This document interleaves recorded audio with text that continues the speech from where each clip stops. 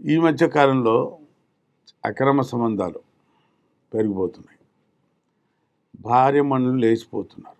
మన దగ్గర దమ్ము లేకపోతే, మన బెడ్ మీద మనలో సత్తా లేకపోతే అక్రమ సంబంధాలకు దారి తీస్తాయి.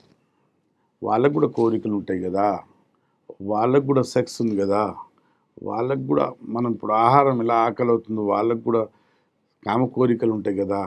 మనకి ఎలా ఉంటుందో వాళ్ళకి కూడా అలాగే ఉంటుంది కదా. వాళ్ళ కామ కోరికలు తీర్చకపోతే మనం పక్కూడా అవకాశం తీసుకుంటాడు. సూది సంధిస్తే దారం పోతూనే ఉంటుంది.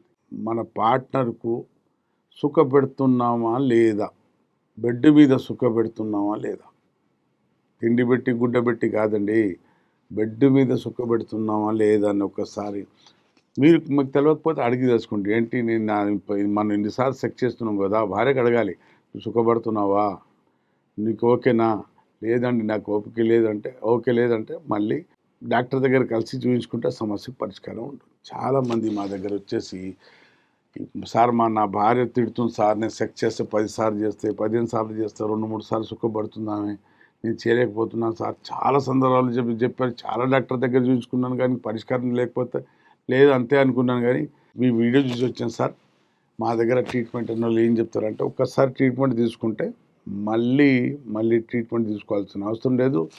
సెక్జువల్ టైమింగ్ ఇంక్రీజ్ అయిపోతుంది, పెరిగిపోతుంది. సెక్స్ టైమింగ్ డ్యూరేషన్ పెరిగిపోయి టైమింగ్ యునాయిన్లో చక్కటి ట్రీట్మెంట్ ఉంటుంది, చక్కటి పరిష్కారం ఉంటుంది. ఏ సైడ్ ఎఫెక్ట్ లేకుండా సెక్జువల్ పవర్